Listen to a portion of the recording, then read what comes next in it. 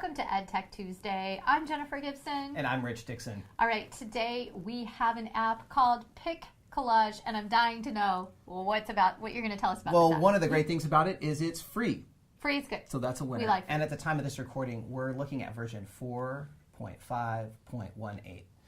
So things might change by the time you watch this, but this is what it looks like now. I'm going to go ahead and launch it. And when you launch PicCollage, you have an opportunity to start adding pictures, text, and be able to tell a story or capture in a classroom. It's already starting to look a little familiar to me. I've used some other apps like this for Instagram and Facebook and whatnot. I think I know where you're going. Well, let's dive in and take a look. All right. To create a new collage, what we can do is we get a blank canvas, and we can tap anywhere to add a photo. From here, we can add stickers, which are just small little icons that come with this program. We can add text. We can grab photos from the web. So let's say we're studying ancient Rome, and I type in Rome. So this does have an out to the web. It sure does. Okay, so that's a cautionary thing. Big time cautionary thing. Okay. You want to make sure, too, that you remember that technically there's no filter on this, so now if you're using your school's internet and you have this hooked up to the Wi-Fi in your classroom, then you would have at least the filters of the Wi-Fi there. Absolutely. Okay. I'm going to scroll through and find just a couple of different images that we could quickly use to create a collage here. And what we can do at this point is we can move these little photos around. And we can tap one and bring one in front of the other.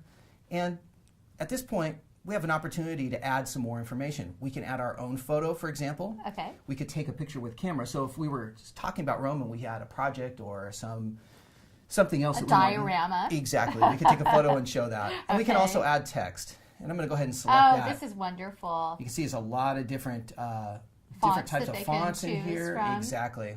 I can see this being a great opportunity for students to have, a visual representation of their project or research that they're doing. I mean, one point on this. The other part, Rich, I just want to point out is, being in the business world, this is what designers have to do all the time. So there's that rigor and relevance to jobs and what people do in the real world. Yeah. So I like that idea. I think there's a lot of neat application within here. And again, we can keep diving in more and more to some of the details here, but there's a couple things I wanted to point out. First of all, sharing, what we can do with this once we're done. So we're going to go ahead and tap that. It's going to take a second to load up. And then there's a couple different things we can do. We can actually post this to their website, and I'm going to show you and kind of point out. Okay, if they're doing a blog on their research, or we can save it to our photo library, which is really great. We can send it by email. Do note that Facebook and Twitter, Tumblr, they're all going to be options potentially for people to send things off to, but not necessarily interact with. I'm going to now go back and I'm going to tap over here. We can change the layout or even the background depending on what we want. So if I wanted some templates. Yeah, if I wanted to do that, I could go ahead and look how professional. That's like a magazine cover. Yeah, exactly. Well, I'm going to go ahead and save this. What about printing? I just want to know a little bit about that. Great question. Let's go inside of here. And when we go to the share icon here, there's not an opportunity to print. So the workaround would be to send this to your photo library. And then inside of the photo library, open it up, hit the share bar, and then print using AirPrint. Because I can see this as a great cover to something that they're doing in print. But again, now that we're moving into more and more digital capabilities, the blog or the student website is a great option too. There's additional templates that are available. They still have their holiday theme showing up at this point. What about in-app purchases? In-app purchases, let's take a look here. There's not any that I have come across actually yet in terms of in-app purchases as well.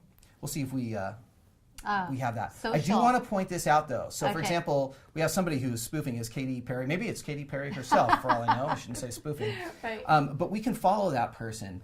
And we can invite others. We can connect on Facebook and share what we have with our Facebook account. So we want to be pretty heads up on that. Now, with universal access, Rich, do you think there's a possibility to block that?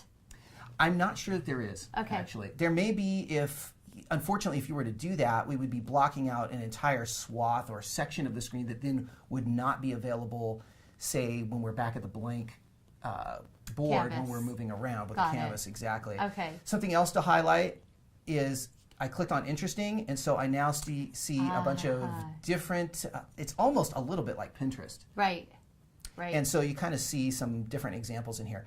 I don't see anything inappropriate. But you don't know. But you don't know. Right. So you do want to have someone kind of watching this for younger students, and for older students, just some ground rules. And I think it'd be a great way to start to have that 21st century skill discussion around appropriate use of technology and online resources. We can also see here one last thing I want to point out, which is find friends. And we can certainly do that as well. But again, it begs the question of appropriate use of technology. And you want to make sure, of course, that anything that we show you, not only in this episode or others, is consistent with your acceptable use policy and technology plan for your district or school. That's a good point. So that's just a quick overview, but what I love about it is very simple to use and to create collages, as we saw earlier, very easy to manipulate, and something worth checking out. And it's free.